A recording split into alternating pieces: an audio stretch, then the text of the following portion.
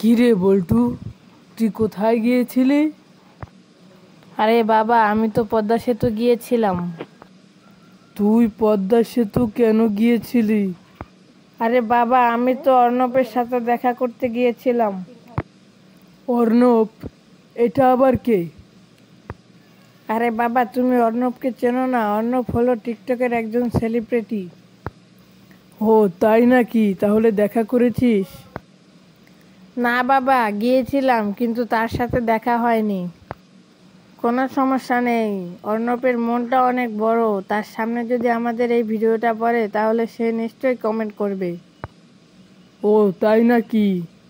তাহলে এবার তুই খেতে আয়, আর বিকালে তুই যাস পদ্মা সেতুতে।